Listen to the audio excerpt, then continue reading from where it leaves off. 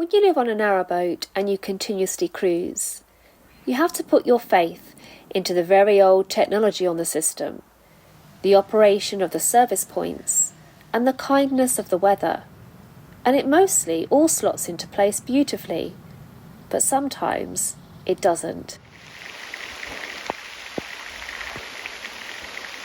You enjoying the walk in the rain, Zaf? It's dripping a bit off your nose, isn't it? I know, it's dripping off my nose as well.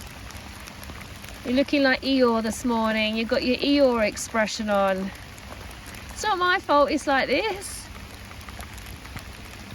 Nearly home, there's Alice down there. Come in then. Come and have a towel down.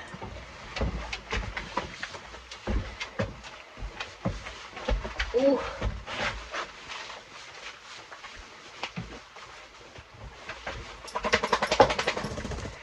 Can I do your ears? Good girl. I wouldn't be without this pram hood. That's something that we've added to the boat that has made a massive difference. That's the Canal and River Trust inspector for this stretch of the river. They take down the boat's licence numbers to make sure we're abiding by the mooring rules. I could stay here for another week if I wanted to, as this spot is a 2-week stay.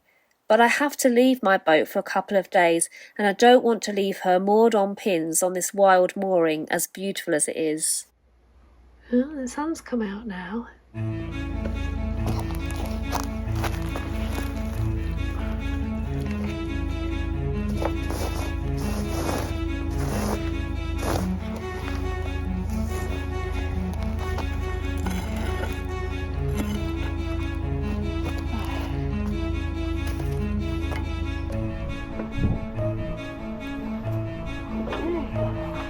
Turn it around.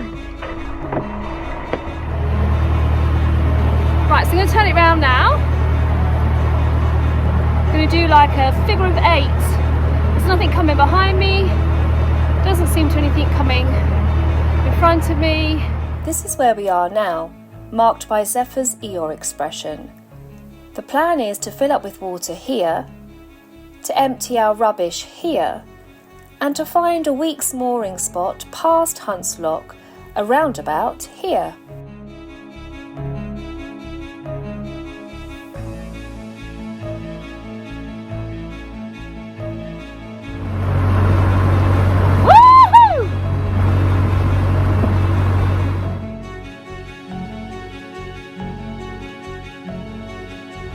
Now I need to get water first, so I'm just going to go into where there is a space.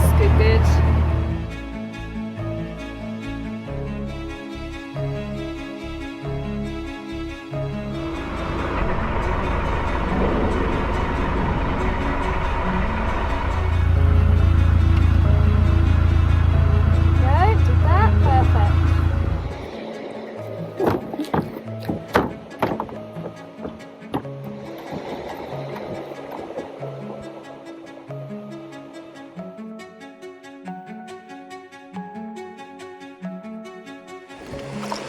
Just having a drink. This is a hot day. Just had a couple of biscuits.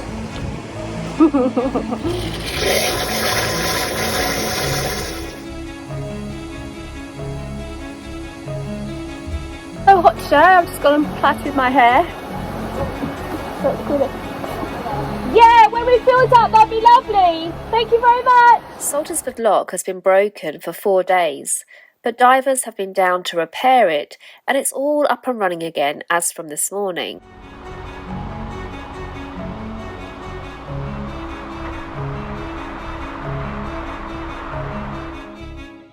All the locks on the River Weaver are operated by lockkeepers, and so crews stay on board their boats at all times.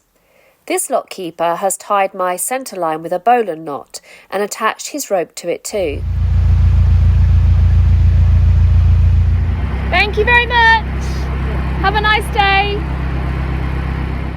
So far everything is running smoothly.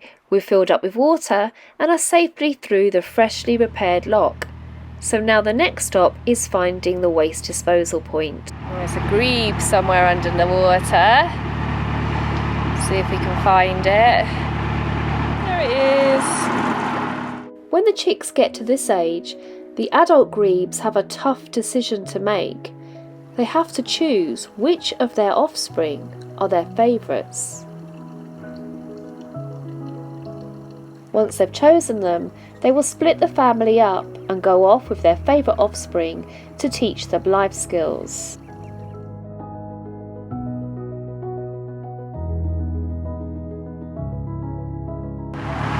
Bye-bye, beautiful Saltersford Lock.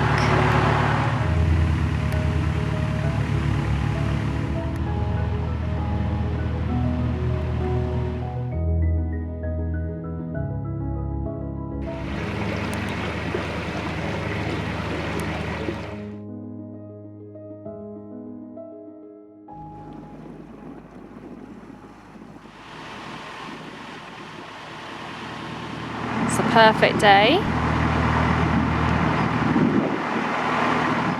The River Weaver navigation, which we're on here, opened in 1732 and became one of the UK's earliest and most successful navigations. And by the beginning of the 20th century, the transportation of large salt and chemicals along its waters was thriving.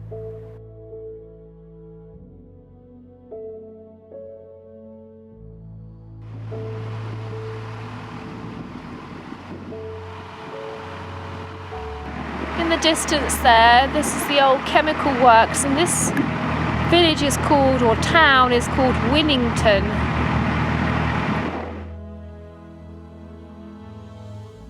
Also, very soon we're going to be coming up to the Anderton boat lift, which I have never seen in real life before, so I'm excited about that. We're going past it today because we're not actually going on the lift, but we will do when we're finished doing the River Weaver. I think we're going to have another couple of weeks on the River Weaver.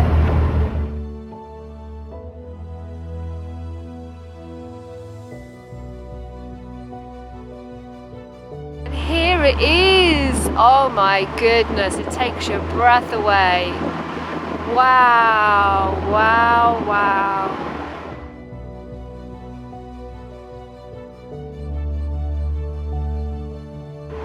See them up there working hard. And now we've got a visitor boat and people pay to go up and down the lift in that. So they're going to have an exciting trip today. The boat is named the Edwin Clark after the designer of the boat lift. And on the trip, which lasts about an hour, you can listen to a guide describing the lift's story as you are being transported 50 feet between the River Weaver and the Trent and Mersey Canal. Amazing. So these are all visitor moorings, and you can stay for one day, and they're empty today. There's a lot of space to accommodate a lot of boats along here. And then where they end, you can moor your boat. So you can stay for 2 weeks on those mooring spots there. Wow, that was all really exciting. Oh, look at this. I think this is an old World War II concrete barge, which functioned as a warehouse during the war before it sadly sunk. Can't see the end of it. Oh yeah, look there.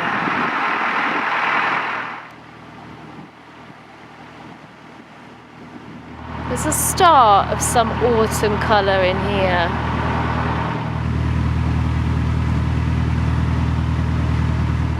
Coming into Northwich now.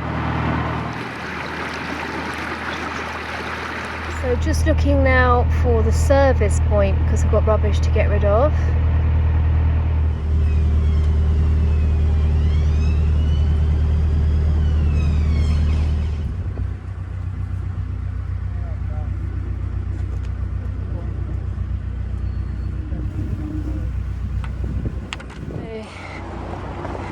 The boaters' facilities, so the bin has been covered up, which means you can't dispose of your rubbish anymore. And there was no rubbish disposal places at Saltersford either. So, and I think this is the last water point if you're going that way. We can't dispose of our rubbish now, and it looks like we won't be able to do so until we go up to the Trent and Mersey Canal via the Anderton boat lift. This is a problem, but not as much as a problem that this town had in the 1800s, when subsidence due to the salt mining industry here started to swallow up the buildings. So many of them were rebuilt with jacking points on timber frames so they could be jacked up again, or put on rollers to be moved to a more stable location. When this pub was being renovated, they found an old ditty on its walls which said, "Many a name has had this inn, so many I don't know where to begin. It started out as a single crown, but that's before it was sinking down." Salt worker Paula Radcliffe and Gary Barlow. Zephyr, because you're a hero. You might not be a local hero here, but you're my hero. So you can go in with Gary, Paula and the salt worker.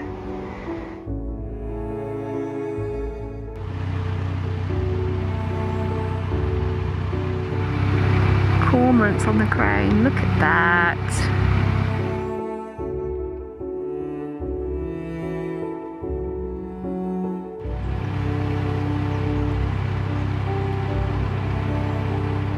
These moorings are only 2-day moorings, so the plan is we're going to go through the lock just ahead, Hunt's Lock, and find somewhere to moor after that.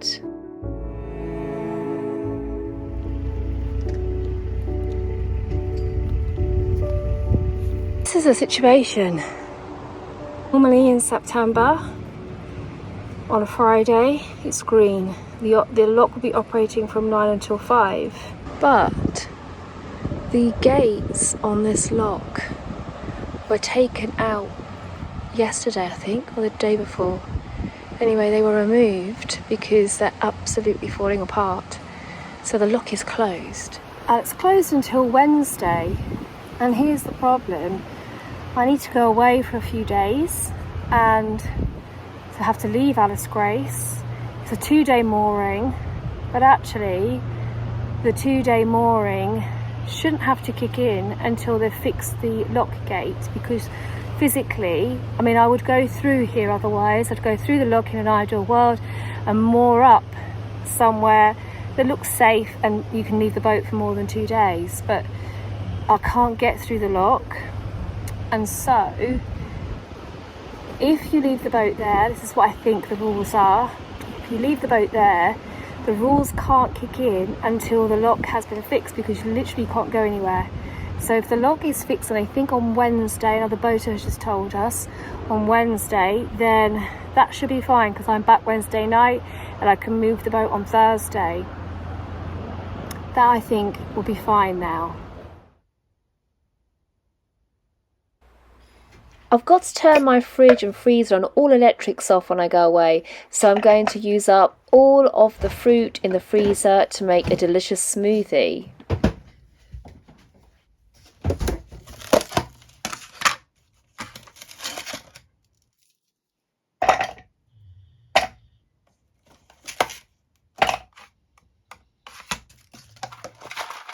And these are my foraged blackberries that I picked when I went for a walk with Zephyr around the Saltersford area.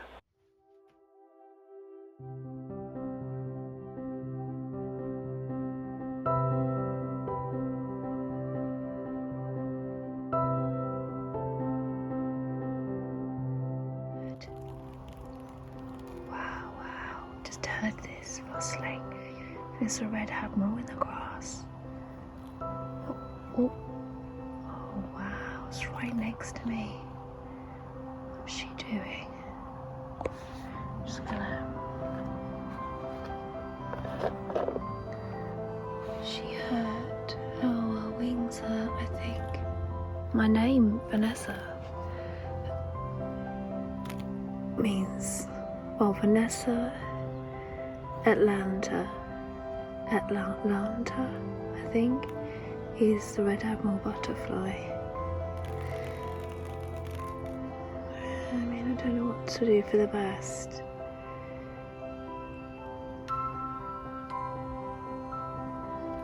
Oh, she's coming this way, look.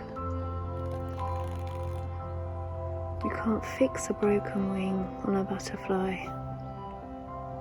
And she may well be quite old.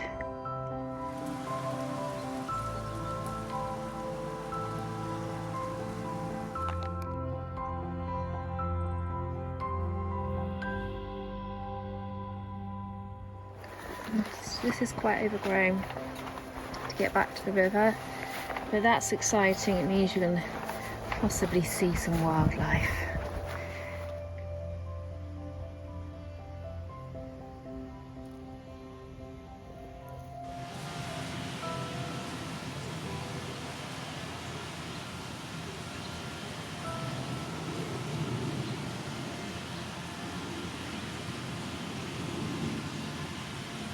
Yeah, this is exciting. It's mushroom season started. It's the beginning of September. It's so white underneath.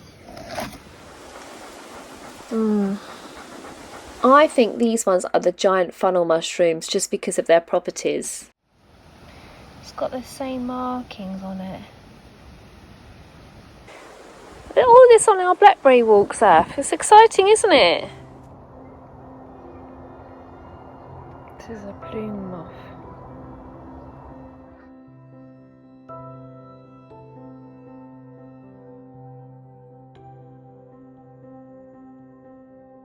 Come on then.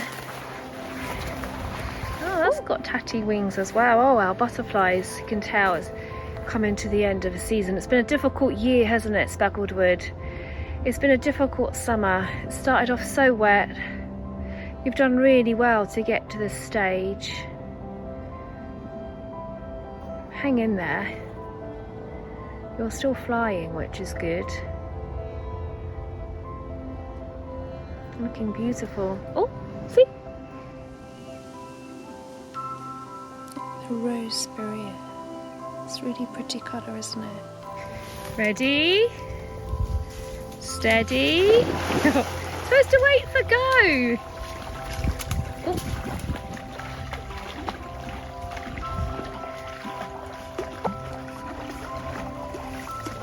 That's it.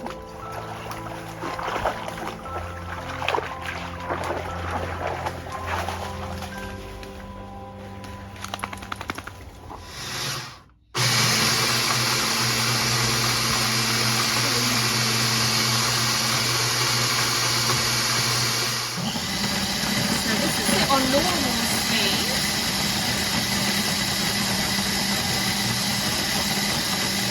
And this is it on turbo.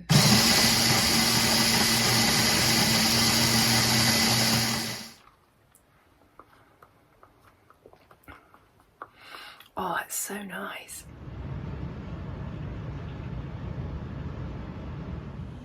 The fridge and freezer are all emptied.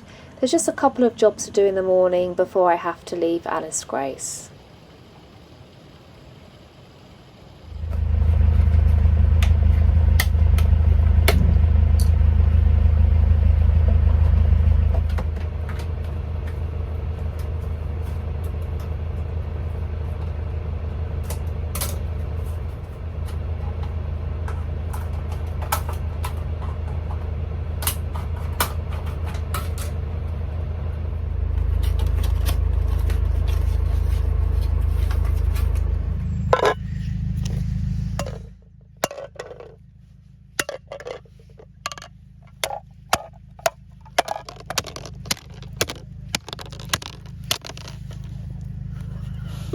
I'm flattening. Look, it's a flattened curve.